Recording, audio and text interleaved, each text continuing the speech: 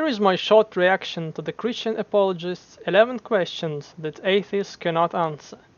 I find no merit in considering them separately. For that, I would suggest you refer to Steve McRae's channel or a recent video by Aaron Ra. So I'd rather give a general assessment based on what I saw as the underlying assumption. That is, firstly, Christianity's exclusive claim to human spirituality. Secondly, Christianity's special answering capacity.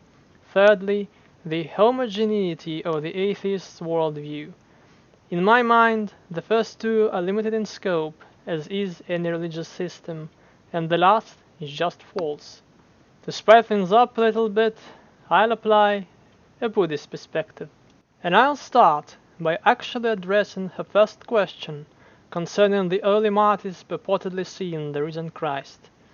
Since time immemorial, people have been claiming they have stood witness to something outside the pale of their daily preoccupations, be it seeing Christ, the Holy Mother, or for that matter any of the gods or saintly figures humanity has filled the world with.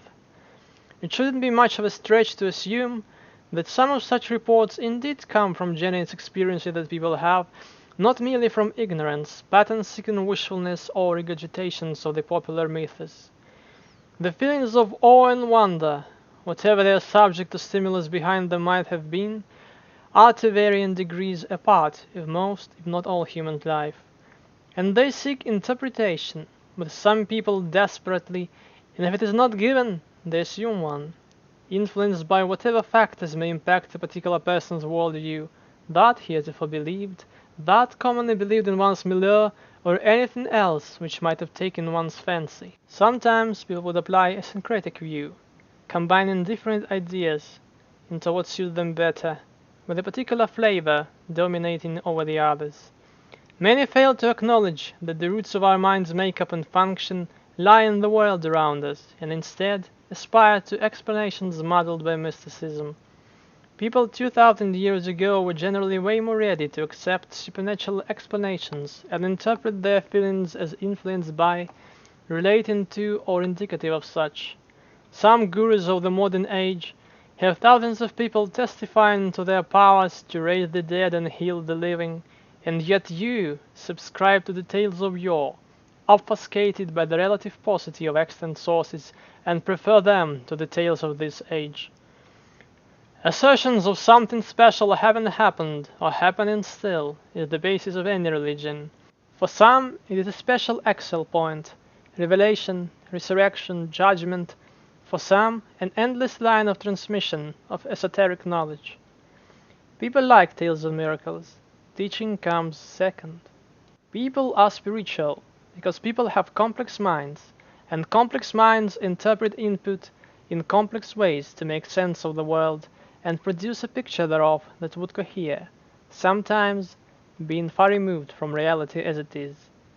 It is even further complicated by the mind's reacting to its own content, at times helping us deepen our understanding of things, and at times creating fixations on things, which give rise to the multitude of potentially unwholesome states. Some people contemplate the original faith, put in Zen terms, the arisal, the interaction, and the fading away of their mental states as such, not seeking to superimpose any particular narrative upon themselves. Others choose a strict mode of thinking, or outright eschew any. The former puts you on constant defense against external influence, and the latter breeds confusion. Religions due their humble origins as tools to explain the world in terms of cognitive primitives, and to unite tribes, however subsequently expanded, offer a fairly narrow view of the world. The more we learn, the more constrained it seems to be. Buddhism is no exception to this rule. Humans use symbols, pairings of form and meaning, often with multiple meanings attached to them, to store and communicate concepts. Those symbols change and adapt to the new realities that their previous incarnation helped to uncover, or sadly, to ignore. Religious symbolism, as part of those mental presentations, can be a tool to inspire, a tool to explore your mental state.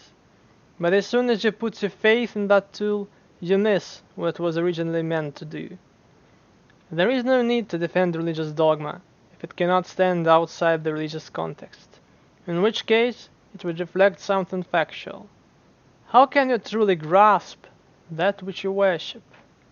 Reality is thus, and needs no believers.